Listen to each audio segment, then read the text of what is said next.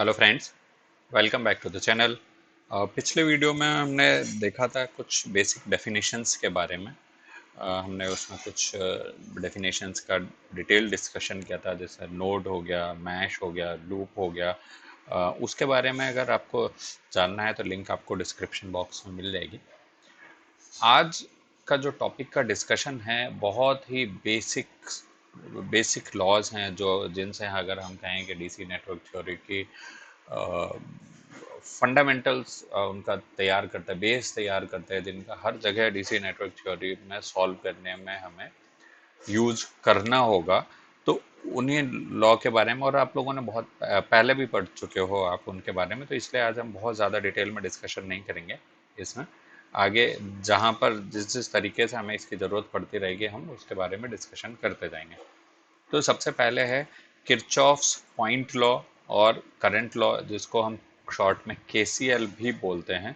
सबसे पहली चीज़ तो एक जो ध्यान रखनी है कि इसको किरचॉफ्स पॉइंट लॉ या किरचॉफ करंट लॉ जो बोल रहे हैं, ये हमेशा जंक्शन पर लगता है। ये पॉइंट ध्यान रखना है आपको कि एक जंक्शन के लिए, जहाँ पर भी जंक्शन की अगर हम बात करेंगे तो केसीएल की बात करेंगे। ऐसे ही दूसरा जो केवीएल है, किरचॉफ्स वोल्टेज लॉ, ये हमेशा क्लोज्ड पाथ में लगता है। क्लोज्ड पाथ यानी मैश हो या लूप हो।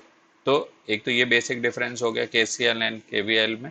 दूसरा, केसीएल में हम करंट की बात करते हैं और केवीएल में हम वोल्टेज की बात करते हैं। तो अब अगर इनके डिटेल्ड डिस्कशन में जाएं तो केसीएल के अकॉर्डिंग किसी भी एक नोड या जंक्शन पर जितने भी करंट आ रहे हैं उनका सम जितने भी करंट जा रहे हैं उनके बराबर होता है। तो यह शॉर्ट में इन्होंने बोला कि algebraic sum of current meeting at a point is zero, यानी sum of incoming current is equal to sum of outgoing current, या algebraic sum of current is equal to zero. ये कहता है किरचॉफ्स करंट लॉ। यहाँ पर अगर ये एक छोटे से नेटवर्क के थ्रू अगर हम समझें तो यहाँ पर जो है एक नोड ये फॉर्म हो रहा है, एक नोड ये फॉर्म हो रहा है। अगर R1 है, R1 के थ्रू रजिस्ट करंट हमारा I1 है।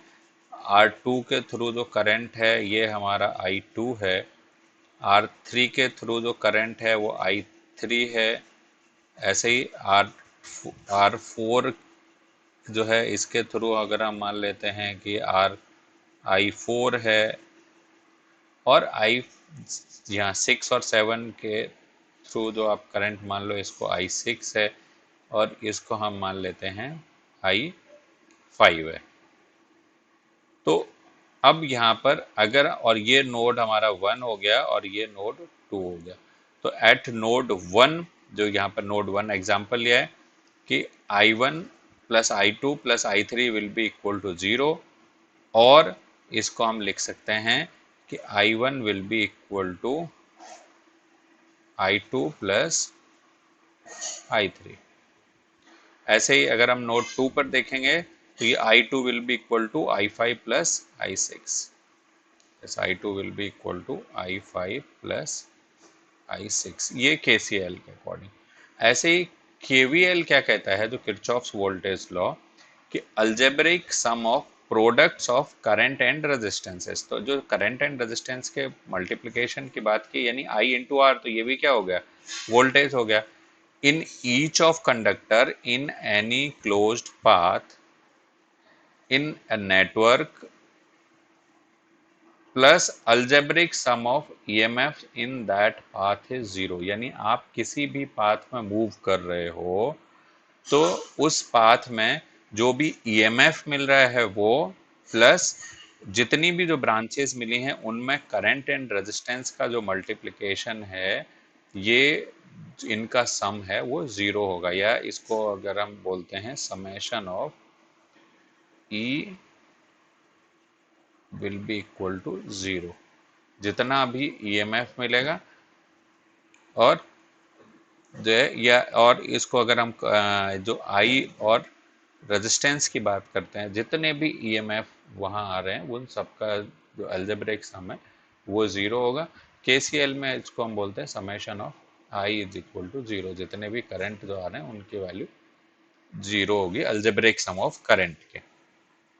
अब यहाँ पर हम देखें कि एक हमने जो छोटा सा मैश कंसीडर किया है जिसमें R5, R8, R7 और R6 है।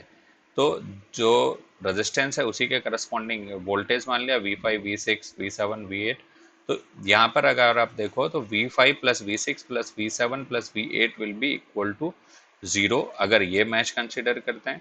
अगर आप ये वाला मैच कंसिडर करते हो तो इसके लिए जो हो जाएगा दैट विल बी V0। यहाँ पे ये क्या है जो वोल्टेज मिल रहा है प्लस I1 R1 प्लस जो I3 R3, this will be equal to zero. तो ये जो इक्वेशन है ये क्या बोलता है कि अलजेब्रिक सम ऑफ ईएमएफ यानी V0 plus product of current and resistance यानी I1 R1 and I3 R3 in each of the conductor in any closed path, ये जो क्लोज्ड पाथ हमने कंसिडर किया, this will be equal to zero. तो यहाँ हमने KVL और KCL का जो इनके डिफरेंस के बारे में बात कर ली और केवीएल केसीएल के स्टेटमेंट क्या हैं इनके बारे में बात कर ली। नेक्स्ट क्लास में इनको यूज़ करके हम प्रॉब्लम को सॉल्व कैसे करते हैं उसके बारे में डिस्कशन करेंगे। तब तक के लिए आप चैनल से जुड़े रहिए। जुड़ने के लिए आप चैनल को सब्सक्राइब कीजिए। सब्सक्राइब करने के बाद घंटे बजाना बिल्कुल मत भूलिए, क्योंकि जब तक आप घंटी नहीं बजाएंगे आपको लेटेस्ट वीडियो का नोटिफिकेशन नहीं मिलेगा। वीडियो कैसा लगा इसके बारे में कमेंट बॉक्स में भी कमेंट कर सकते हैं आप। किसी स्पेशल टॉपिक के बारे में अगर आपको वीडियो चाहिए तो उसके बारे में भी आप कमेंट कर सकते हैं। मिलते हैं नेक्स्ट वीडियो में, तब तक के लिए bye bye. Thanks for watching.